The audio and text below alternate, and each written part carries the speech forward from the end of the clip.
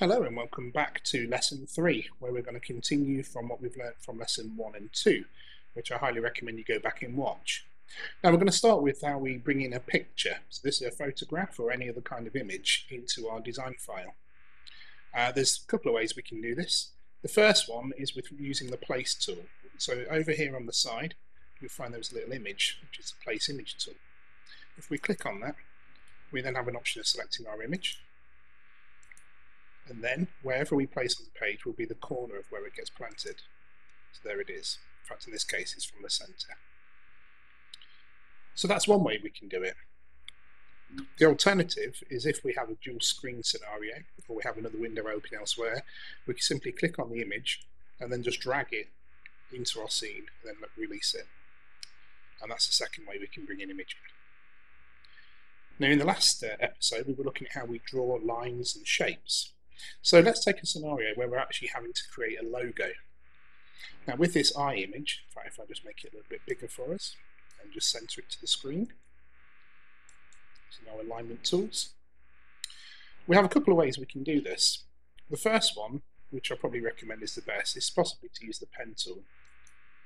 As I said, it's a great way of tracing. So if we start here, just by taking small increments, we can trace around where we want this to go. All the way to the corner.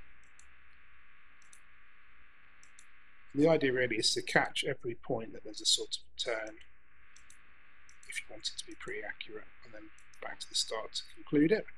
And then if we go all the way back up here and select the smooth feature, then it's smoothed it. Now also, if we go to the node tool, you can even take that point, just move it down. Now what happened there is it snapped to the middle of the screen because we have our snap feature on. So if I just go back up to the top here, the magnet, and just uncheck that, turn that off, now I have free range, so now I can literally just drag it where I want. There we are. This one down here, perhaps I just want to pull down just a fraction too. Now what we can do is we can just verify everything by turning off this layer. And I think I mentioned before about naming a layer. So what we can do is just click on that name, call that eye, and there it is. So if I turn that layer beneath off, we can see the shape. And if we see anything really obvious, we can reshape it accordingly. So we're going around the outline of the eyelashes, but we might have wanted to have done this in a section only. So what we can do is to simply, and to zoom in, we can press the control key and use the wheel on our mouse. So now we can just bring these points down.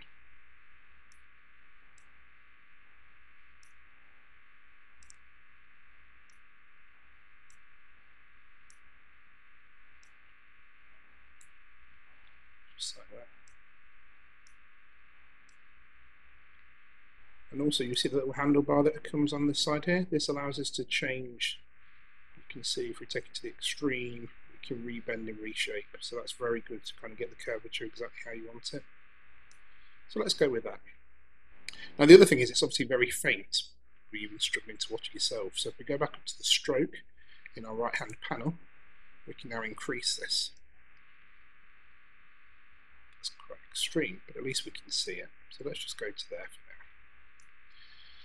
So there's our eye shape. Now what we'll also want to do is do the same again with the eyelid.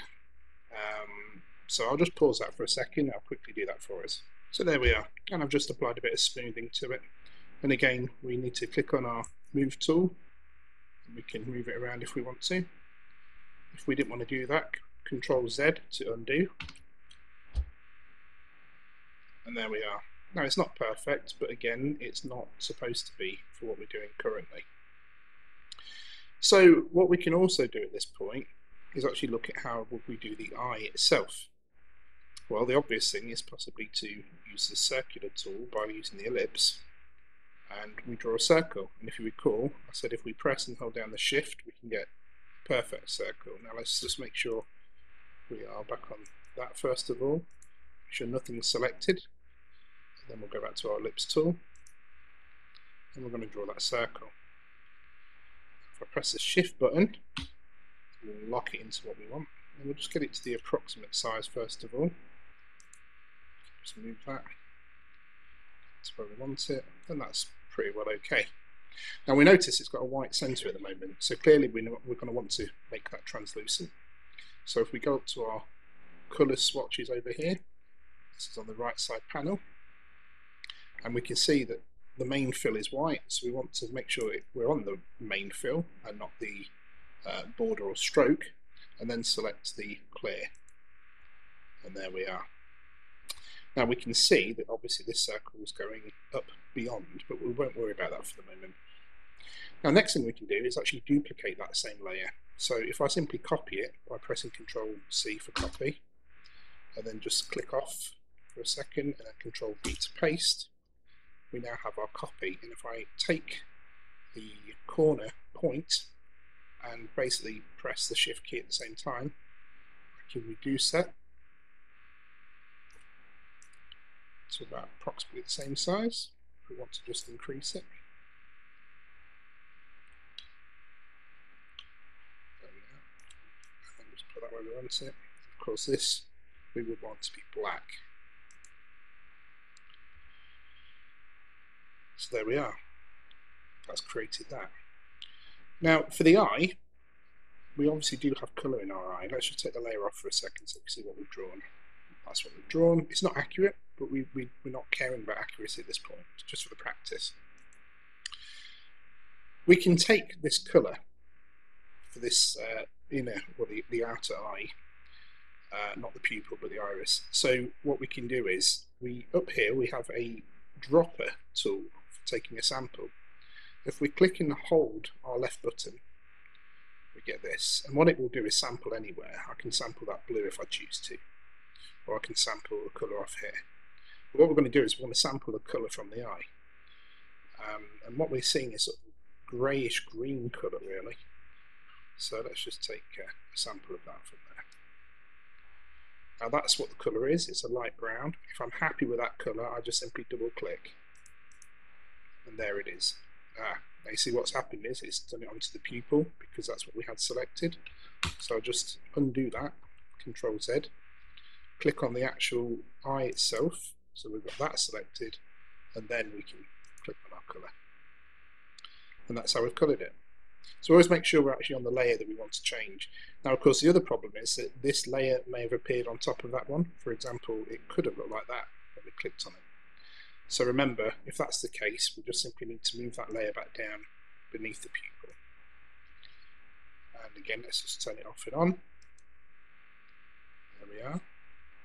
It might not be so centre, but of course we did line this up how we made it a second ago. Okay, so I'll quickly just name these over here. We have our pupil and our iris to help us have more clarity on what we're doing. Now let's reshape this eye. So if you recall, we had the node tool yesterday, but to activate it so we could have our own separate points, we have to make sure we've got the iris layer selected, and then we're going to convert to curves, which is either click on the button up here, or we could have right clicked and selected. Now if I go to my node tool, I should be able to add a section there. So that's a new point, and I'll add a point there. So what I'm going to do now is, by selecting this middle point between the two, I'm going to simply delete it. And there we go, that's moved. Now if our eye, our outer eye, we made thicker, then we'd obviously move that layer above just so it hides the actual curvature. But in our case, I think that's pretty close. Let's just turn the eye off a second. There we go, it's quite artistic. Okay, so the next thing we're going to do now is actually add our eyelashes. Now to do that, we're going to go back to our brush tool from the other day. So if we select our brush, and what we're going to do is go and look at our actual brush options. And I think for eyebrows we want something that has a little bit of a tail on it like this. So I'm going to go with that one. So I'll click on it, back on our brush tool, and we can see that's clearly too large. So we're going to take the size down quite dramatically. See what that looks like. There we go. So now all we've got to do is just flick these up.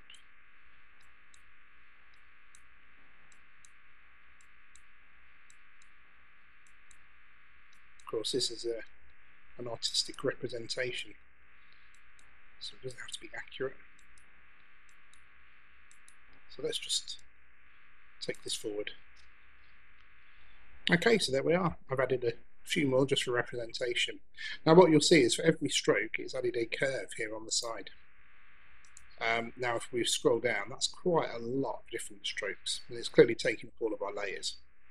So one thing we can do is if we go to the bottom of our stack, if I click on that to select it and then scroll all the way to the top again of what we've got here called curve, just below eye, if I press shift and then left click just to select all of them, I have them all. Now if I right click, I can then select the option to group.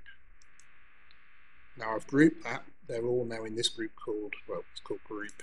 So let's just call that lashes.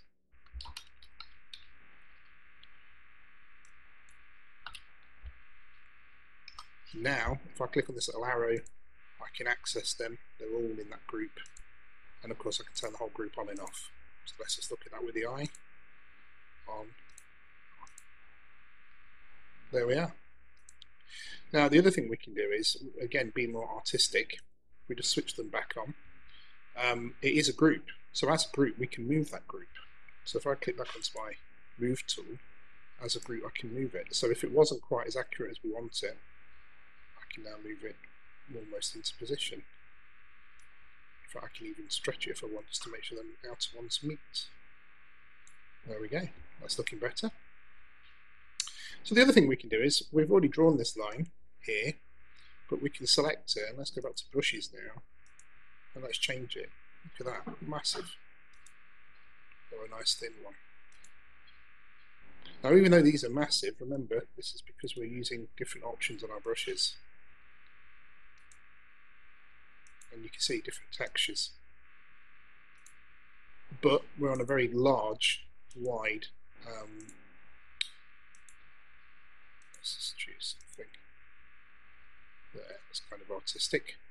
So let's choose that, but what we're going to do is we're going to change our size. It's clearly too big. You see we can turn that down to very thin if we want to, very thick accordingly. So let's just take it to there.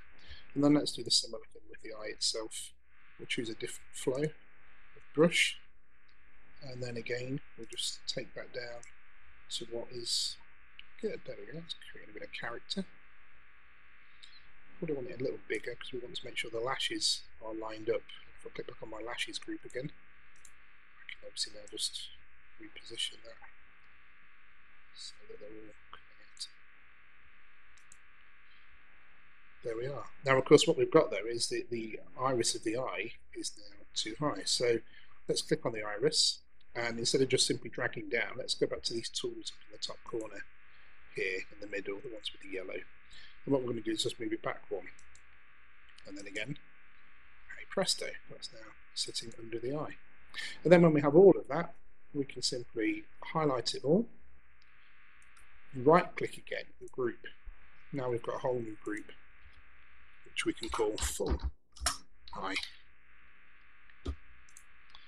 And if I just reduce this in size, place that there, I can duplicate it, right click, copy, click on the page, right click, paste. Or, as I've said before, we can actually just use the shortcut keys, and if you're not sure what they are, if I right click again, you'll see they come up. So cuts would be Control X, copy Control C, and Control V for paste. So we've just pasted that, so now we have two. You can see we have two in our layers. But what I'm going to do is take one of them now, simply move it across. Doesn't matter about alignment, we're going to fix that. I'll put that up there. Then if you remember, we have our options here to rotate and manipulate our image. And what we're going to do this time is we're going to flip it horizontal, like that. Now, how do we realign them? Well, we've got these tools here to realign our page and center them. So all we're going to do this time though is align them to the middle. So we can align that one, and we can align that one. And then of course we can position them accordingly. Select both of them, either by dragging around them all, or we can simply click on them on the layer and press Control to select the next one, holding down Control I should point out. And now we can obviously now center this to where we want. Voila, a pair of eyes. Also, you'll notice because of the flow of the brush and the fact we flipped it, it's not identical. There are some differences. You'll see that this has the more or less sort of lacerated edge, whereas on the other side it's not. So they actually do look like they've both been drawn independently. Now, of course, with our iris, we can see that on both of them, the iris is probably a little bit too intense. So if we go back to our group, click on the iris layer, we can just go back to the stroke and reduce that. So that says 0.8. Of course, we need to remember that because when we go to the other side, we probably want to do exactly the same. And of course, we can type in the box 0.8 to make it match. And hey presto, there's your pair of eyes. Okay, so now let's look at what we can do with adding fonts and text. So text is obviously text. It's any characters that are coming from a particular font. But a font is the style of writing. So for example, typically books are using Times New Roman as their font. A lot of posters are possibly using Arial. So let's see what we've got. Now to add text, we have to come down to these tools down here, which is our text tool. Now what you'll see is, currently it's a square box with the letter T. Now that's defaulted to frame text, but we can see that little corner arrow again, that if I click on that, it shows we have two options. We have our artistic text and frame text. So let's look at the difference. Let's start with frame text. Frame text literally allows us to draw a frame, any shape we want. Could have something like that. Already now the cursor's flashing, which means we can now type text. So text. And as you can see, as I'm typing, it automatically moved it down to the next line. I didn't have to do that, just to prove it. Here we are. So it's making the text fit the frame, and of course we can resize the frame and the text will reflow accordingly. So very good if you're creating a poster and you need to squeeze it into a particular space. It almost allows you to balance your image by having an image on one side and the text available where you want it on the other. So that's the first thing that's different. Text frame allows you to put it in a text box, and we can still manipulate it and do a few things with it. By dragging this corner down here, we can keep the ratio, therefore the text will stay exactly how we want it to flow. So if we wanted it like that, as opposed to grabbing a corner and reshaping, which is what that would do, if we grab the very bottom corner tool, it will keep the aspect ratio. Also, of course, we're increasing the size of the text. The font is increasing according to the box, whereas if we take the normal corner, we're keeping the same font size. So definitely to keep in mind how that works. Now the alternative though is if we come back onto our text tool and select artistic text, this time when we click, we actually get a character. We can decide what size we want it. So if this was for a poster and we're not quite sure, at least this way we can say, well, that's too small, that's too big, we probably want something that looks like this. And then we have a large cursor ready for our work. So if I type in Hillfort, just reset to the page. In fact, we can zoom out, Control and the wheel. So now we can see how that fits to the page. Just take this box, just move it out of the way. So we highlight the whole box, select all the font, all the text, and up here are our tools that are relevant to our text when we're in a text frame. So the first one actually allows us to see what fonts we're using. If we click on the pull down, we have various options available. And fonts you can acquire from anywhere. They're available to buy online, or you can get free ones. Often free ones don't have all of the different sizes available, but you can get all sorts of different varieties. So let's take something that's quite bold and big. So I'm just scrolling down. Typical. There we go. Let's take something like that. Okay, now the other thing is, I want to just come back to that again. When I click on the pull down, you'll see just above it, this is showing us all. So when that's selected, it's showing us all of the fonts available. The recent one will show us fonts that I've used recently on this particular version of Affinity Design. Used will show me ones that I've used within this document. And favourites, well, they're ones I can declare for myself. So for example, if I go back to all, and I wanted this one to be one of my new favourite ones, all I have to do is click on the little heart at the side. So even as I've scrolled down, just by clicking on the heart, I've added it to my favourites. If I click on favourites, that will be there in future documents as well. So very useful, especially if you're dealing with a particular brand and you know exactly what font to use. So we have our font, we have our text on the screen. Now, again, as we did previously, we can change the colour. So if we go to our colour swatches, we can simply select a colour, a hard colour, and just click on the page. There we are. And then if I click on it again, you'll see currently, as we come up here, the stroke or the outline is there's not one at all at the moment. So if I click on that, I can then make sure that's at the front and then select, say, blue. It's there, but it's very faint. So if I go back up to my stroke, I can increase that, and that can create quite an effect. So if I take that to there, go back to my colour again. Now let's select the main fill colour. Let's turn that to a green. You can see that's now much more punchy title for a poster or an advert. And also, we can still use the fountain fill. So if I was to now come to my fountain fill tool, I can actually select exactly where I want it. I can actually have it start from the middle of the L and go through to the O. And again, if we come back up to our fountain fill colour spot at the top, we can click on that. We can move the gradient, as we said before, so we can take the lightness all the way to the end or to the other end, or we can select our colours. So at the moment, let's click on that one. We'll see it enlarges when I click on it. See how small that one is at the other end? Click on that, it enlarges. Click on the colour. From our wheel, we can choose a colour. So let's go for a yellow. We'll take it to the light end of yellow. At the green end, let's click on that. Let's turn that into a light blue. Again, let's go to the lighter end of the spectrum. There we go.